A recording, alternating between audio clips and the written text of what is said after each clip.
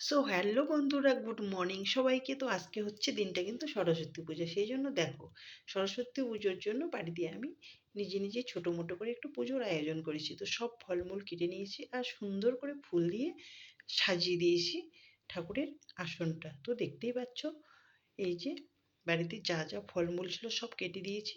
আর এই যে সামনে আমার মা সরস্বতী রাখা আছে, এটা হচ্ছে কিন্তু রূপোর একটা মূর্তি।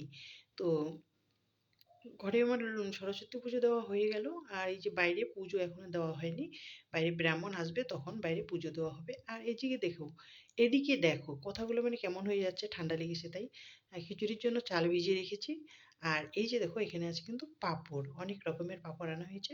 তো খিচুড়িটা আমি বসিয়েও দিয়েছি আর গরম জল ঢেলেও দিয়েছি। খিচুড়িটা এবারে টকবক টকবক করে ফুটতেছে, এদিকে খিচুড়ি হচ্ছে। আর বাইরে কিন্তু আমার এবার ঠাকুরের পুজো দেওয়ার জন্য ব্রাহ্মণ মশাই চলে আসছে।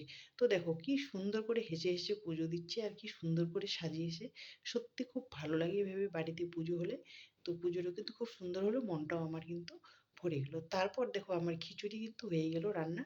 এই যে খিচুড়ি, পাঁপড় ভাজা আর বাঁধাকপির ঘন্ট একদম রেডি। তো সবাইকে খেতে টেতে দিয়ে দিলাম।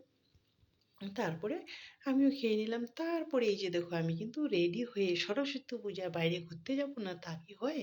তো রেডি হয়ে চলে গেলাম আমাদের হচ্ছে শিকারপুর চা বাগানে ঘুরতে। তো আজকের ব্লগটা ছিল এই পর্যন্তই। যদি তোমাদের ভালো লেগে থাকে তাহলে একটু লাইক কমেন্ট করে পাশে থাকবে। টাটা বন্ধুরা, দেখা হচ্ছে নেক্সট ভিডিও।